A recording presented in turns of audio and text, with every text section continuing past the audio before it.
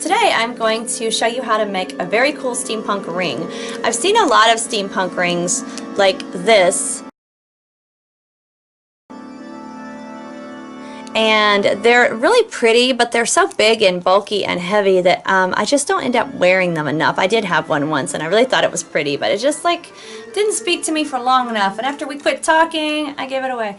But anyway, so I decided to design my own, and I thought about just like, did I want to make a small cog ring like the one on top here? This one has 2 cogs.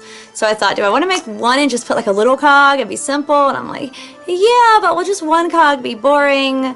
And maybe as a pinky ring, and I still might, I don't know, but you know, I decided to do the 2 cog layering effect, and I like it, and it's still big. It's just not as big as the other ones that are being sold, but it's still a big ring. I mean, for people that wear really tiny ones, it's a decent size, and it's very lightweight, like a lot of the jewelry that I like and make is lightweight. So it's a good size, it's lightweight, it screams steampunk, which is good. If you guys are new, I'm Morticia. This is our roommate Slappy, kindly hanging out with us while I'm doing this, and my husband Gomez is behind the camera. We're usually a spooky channel, one-stop shop for everything spooky, be it narrated stories or hauls or product reviews or like tarot tutorials. That's Gomez.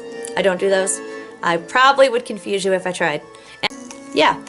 So this ring, I started with 2 cogs, and you can order these online. I have a local steampunk store, luckily, that's near us, and I was able to get them for like $1 a piece, but you can order these online as steampunk cogs for crafting projects. If you Google that, you will find them. So this larger one, you can use like any kind you want, but these, they're full of holes, so it's easy to run your stretch cord through them, and I'll show you what I mean by stretch cord. I used 0.8 stretch magic, and you can get this at like Walmart or Fire Mountain. I think Fire Mountain calls it stretch cord, but it's the same thing. It's elastic, it's clear, it looks like that, and when you buy it to use, it doesn't look like that. It looks like this. It's all on a nice neat roll. And I like to use this. You could use wire and make a ring as well. Like I've shown how to make bands from crafting wire for rings, but I just wanted to do a stretch ring because they're so comfortable and light. So I just took the stretch magic elastic and ran it through this first hole in this cog. Then, so that the second cog would stay centered, I put 2 little clear beads like these. I'll show you those in a second, how they look when they're in their container or if you buy them. And then first hole in the second cog. And that's any hole you want it to be. It doesn't really matter because, again, it's covered in little holes. So you just want to keep it even when you're going across. And then I went straight across with beads, and I was stringing the beads just straight across this cog, so that the cog was covered, and you know when to stop when you see that the cog is covered. And then when it was, I ran the stretch cord through the second hole, and all you need to do is just make sure that it is exactly straight across from the first hole, or else your ring is going to look crooked. So it doesn't matter which hole you go in. God, it sounds like we're golfing or something worse. But as long as you make sure that it's exactly straight across from the first hole that you chose, the second hole is obviously easy to find. It's just make it go directly, evenly straight across from the first one. So I did that, and then I put 2 other little beads here so that the stretch cord wouldn't show, and so that the cog would stay centered. So you got those here, and then I put the stretch cord through the second hole in the second cog. So many holes, it's confusing, but really any hole you want to start with again, and then the second hole is just straight across from the first. Now we're done with talking about holes. So then for the band, you have at this point, I'm going to hold a piece of elastic so that I don't become confusing.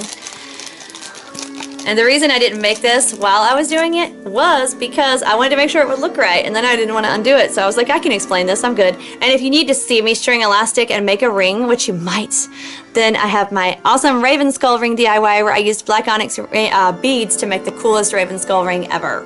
So that is linked in the DIY playlist. But anyway, so pretend now that we have this part in the middle that we have just done through all of its little holes and beadings. So this right here is right now in your mind in the middle of this cord I'm holding. So that was done, and the beads are all done across it and all that. So now we just have to make this, which is the band.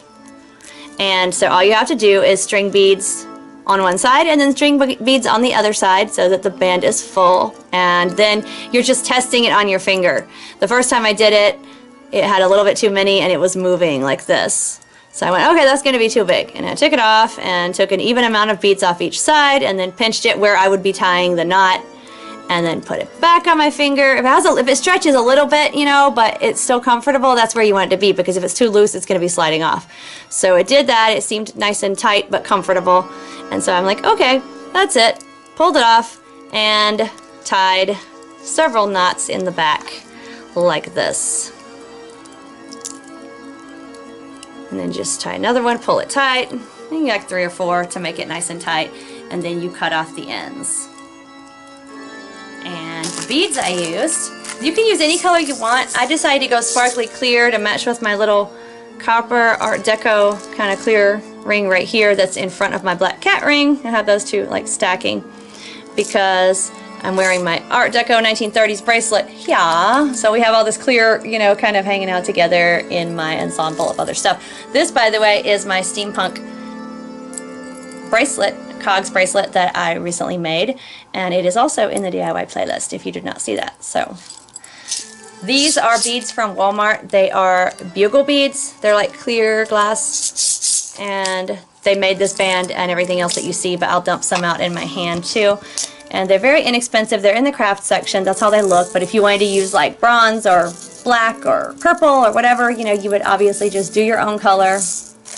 And this is just what I did, but you can adapt it. So these are just little like tube, but like miniature little tube beads. They're very small. Because I wanted like a thinner, lighter weight band to go with this. I was between this or like little round black ones that are a little bit bigger. And I chose these. So now I'm putting these back in the container.